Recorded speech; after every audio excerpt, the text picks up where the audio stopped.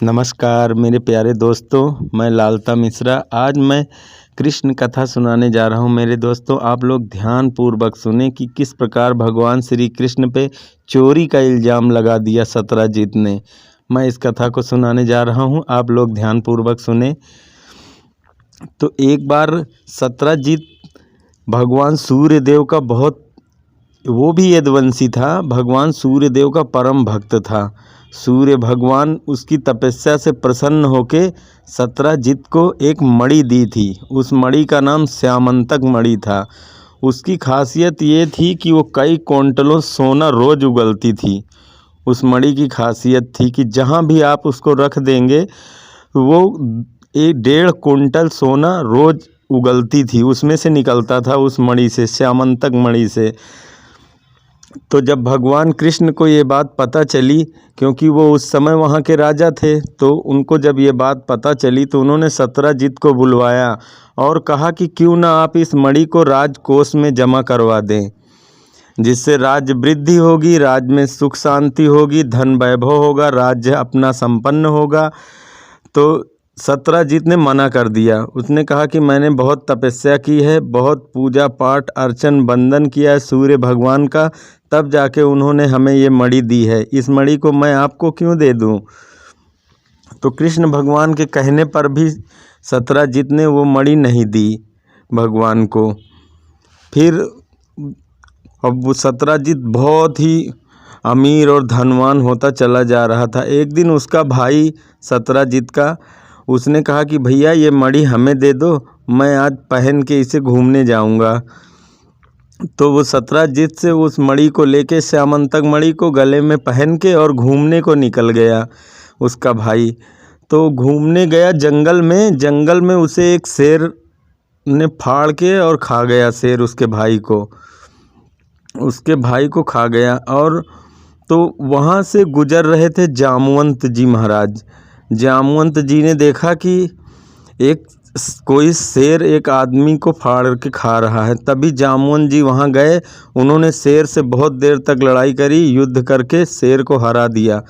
और वो आदमी तो मर ही चुका था, और उसके जो गले में श्यामंतक मणि थी, जामवंत भगवान ने वो ले ली। जामवंत जी उसे लेके अपने घर चले गए। अब इधर सब में हाहाकार मच गया। कृष्ण के ऊपर चोरी का इल्ज़ाम लग गया कि कृष्ण ने कहा था कि वो मणि राजकोष में जमा करवा दो, हमने नहीं किया, तो देखो कृष्ण ने हमारे भाई को जान से मार दिया और उसके बाद मणि भी छीन ली, चुरा लिया।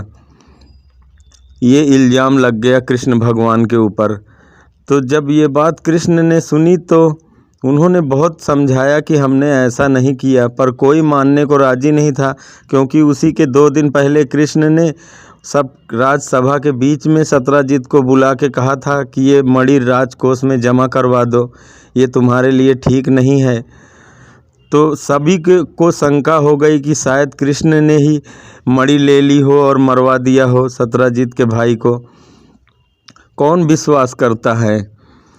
तो उसके बाद फिर कृष्ण भगवान स्वयं उसके भाई के खोज में निकल पड़े और उस मणि की खोज में, क्योंकि जब तक वो न मिलेगी तब तक चोरी का इल्ज़ाम उनके ऊपर बना ही रहेगा।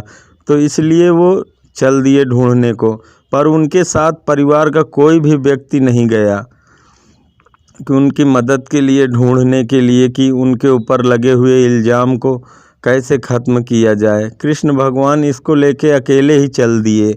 अकेले ढूंढते ढूंढते जा रहे थे तो उन्होंने देखा कि एक लड़की, सुंदर सी खूबसूरत स्त्री, जो कि उस मणि के साथ खेल रही है। उसके हाथ में वो मणि देखा कृष्ण भगवान ने, तो उसके पीछे दौड़े। तब तक वो दौड़ के घुस गई गुफा के अंदर। उस गुफा में बहुत ही अंधेरा था, पर फिर भी कृष्ण भगवान को वो मणि तो चाहिए ही थी, क्योंकि उन्होंने देखते ही पहचान लिया कि ये श्यामंतक मणि ही है। हो न हो सत्यजित का भाई भी इसी गुफा के अंदर ही बंदी बना के रखा होगा। सो उसको छुटाने के लिए और मणि को पाने के लिए भगवान उस गुफा में अकेले ही घुस गए। अकेले गए जब अंदर जाके उन्होंने देखा तो वहाँ पे एक सुंदर सी कन्या और वहाँ पे एक बूढ़े जामवंत जी भालू के भेष में बैठे वहाँ पे। तो जामवंत ने वहाँ पे रोक दिया कृष्ण को, बोले आप ये मणि नहीं ले जा सकते हो, क्योंकि ये मैंने शेर से युद्ध करके जीती है युद्ध में। अगर आपको ये मणि चाहिए तो हमसे युद्ध करना पड़ेगा।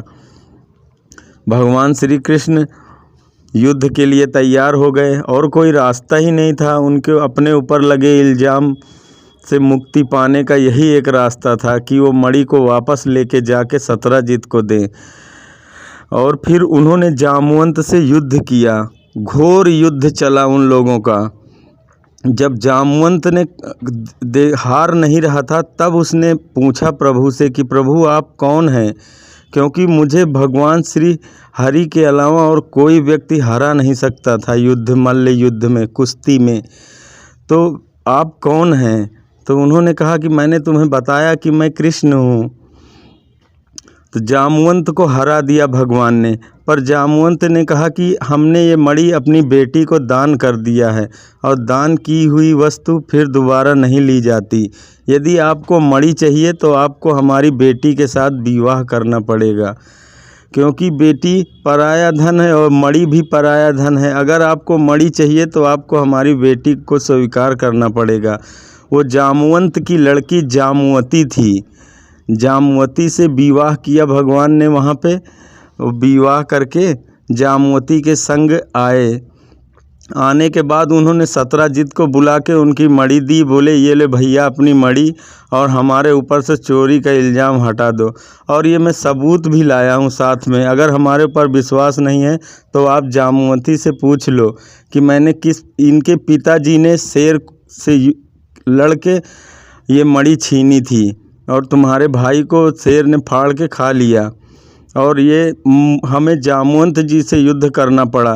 तब उन्होंने हमें अपनी बेटी भी दे दी है, और आप इनसे पूछ सकते हैं कि ये मणि किस प्रकार उन्होंने शेर से छीनी थी। मैंने नहीं चुराया था भैया, हमारे ऊपर से इल्ज़ाम हटा लो।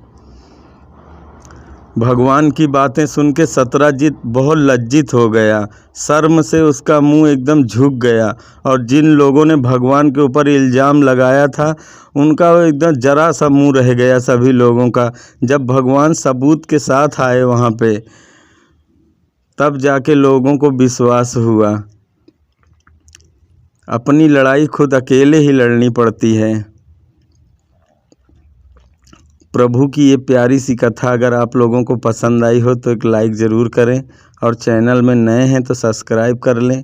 हम फिर मिलेंगे नई वीडियो के साथ, अपनी नई कथा के साथ। तब तक के लिए जय श्री कृष्ण, राधे कृष्ण।